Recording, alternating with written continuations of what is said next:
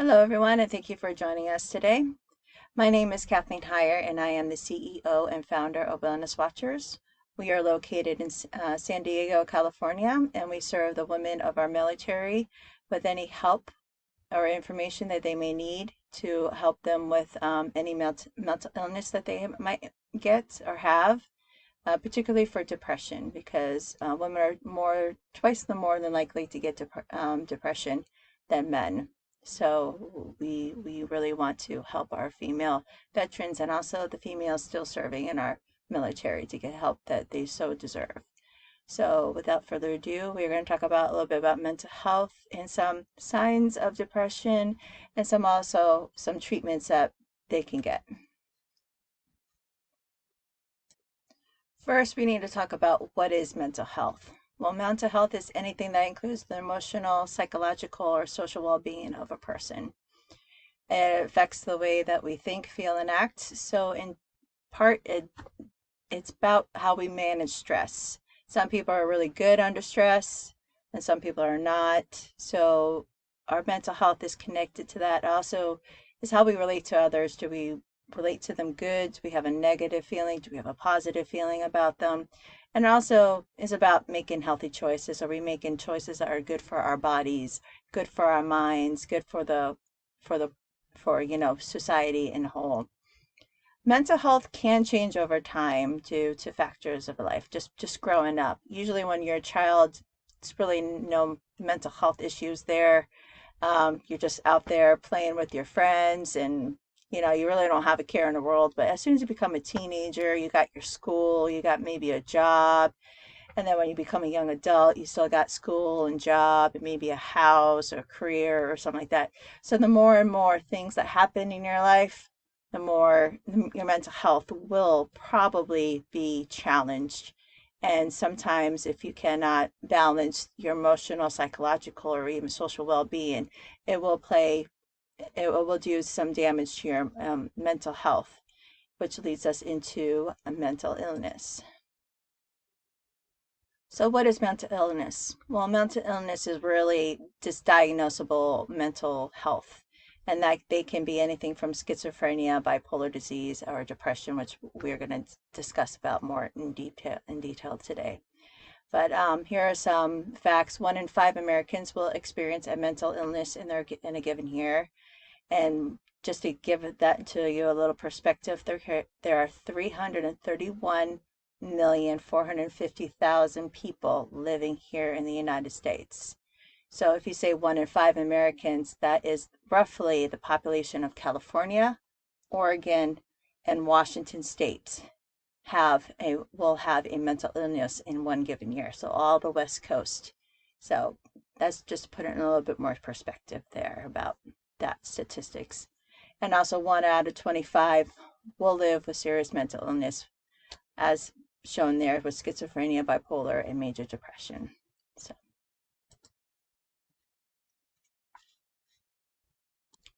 well, depression among veterans is a little bit different because they've seen combat and they've gone to places that have just horrible history.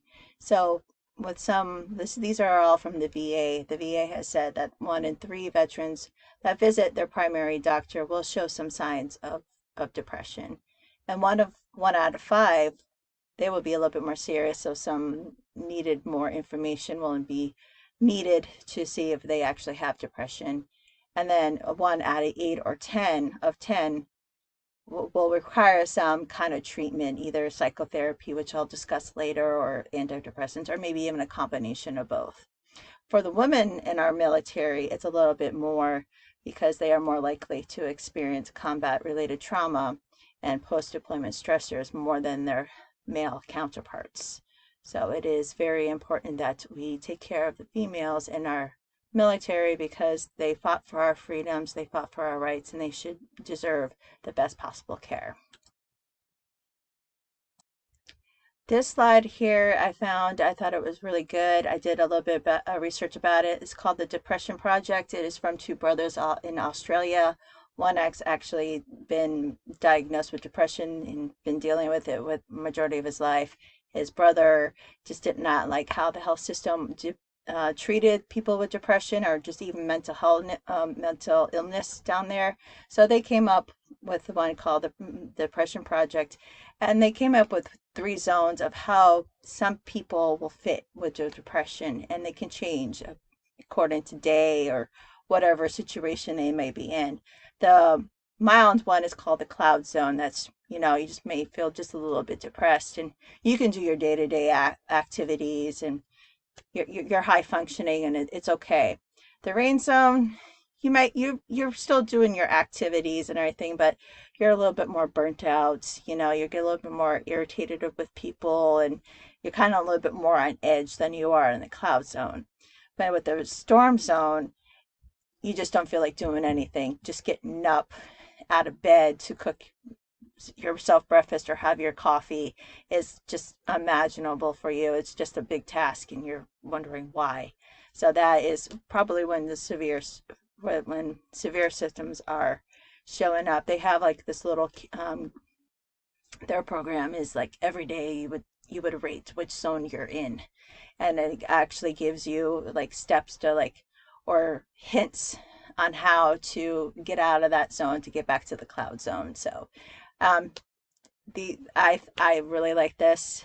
They're really good people. They're doing a lot of good work down there in Australia. So take a minute when you can and visit their website. And I do have their information at the end of this also.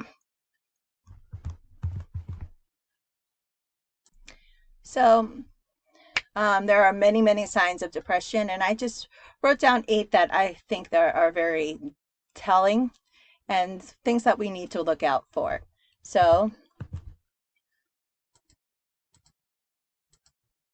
feeling sad or anxious often or all the time, just for no apparent reason. You should be feeling good, but you just look around and you're sad and you don't know why. Not wanting to do the activities that used to be fun. Maybe you used to love to go fishing, and just the thought of fishing just repulses you. So this is one of the signs. Feeling irritable, easily frustrated or restless. I mean, I think some people get easily frustrated, but it has nothing to do with depression. But if this is a continuance, then this could be a possible sign of depression for you. Shift in sleep patterns. Maybe you used to get 8 hours of sleep every night, and then all of a sudden you're only getting 2, and your mind's keeping you up at night. That could be a sign also. Having trouble concentrating, remembering tasks, or making decisions. Feeling tired even after sleeping well. So maybe you get your 8 hours back, but you're still tired because your mind and your emotional and mental state are not in sync with each other. You're feeling guilty, worthless, or helpless, especially worthless. You start getting those thoughts of, why am I even here? Do I matter to anyone? Which will lead you to thinking about suicide or hurting yourself. And that is the big one, is thinking about suicide. If you think about suicide a lot, that is something you need to look out for. So here are some treatments that I found. The cognitive behavioral therapy is more of a talk therapy with a mental health professional. And it kind of helps to reveal the relationship between their beliefs, their thoughts, and feelings. And that was like all the negative thoughts and all the negative feelings that they may have. The problem solving therapy is, just sitting down and figuring out, okay, what triggers your depression, what triggers your stress, and trying to figure out, hey, okay, maybe when we're in this situation, we should be doing something differently.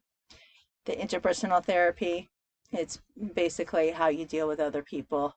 Antidepressants, medications, after you probably go see your, excuse me, your doctor, he or she might prescribe some antidepressants to help you, medications to help you out. And then the last one, I did a little bit of research. It was quite crazy, but it's called electroconvulsive therapy, and that's when they actually put you under anesthesia, and they kind of shock your brain and give your brain like a little mini seizure. It can be dangerous, So it's only used for extreme cases of major depression when everything else hasn't worked for them. So in summary, mental health affects the way we think, feel, and act. Mental illness are health conditions that involve changes in emotion, thinking, and behavior, and these can range from anywhere from mild to severe. 1 in 3 veterans who visit a clinic show signs of depression. 3 zones that we talked about: the cloud, rain, and storm, and there are many symptoms to look out for amongst the treatments. So I want to thank everyone for being here today. If you feel like you are depressed, or if you're thinking somebody that you love is depressed, please reach out, get the help, get them the help. They do not need to be doing this alone. They do not need to be suffering. So if you want to come, there's the information for Wellness Watchers. So if you want to go visit and just look around and see what you can do to help us help the veterans in San Diego. And thank you very much.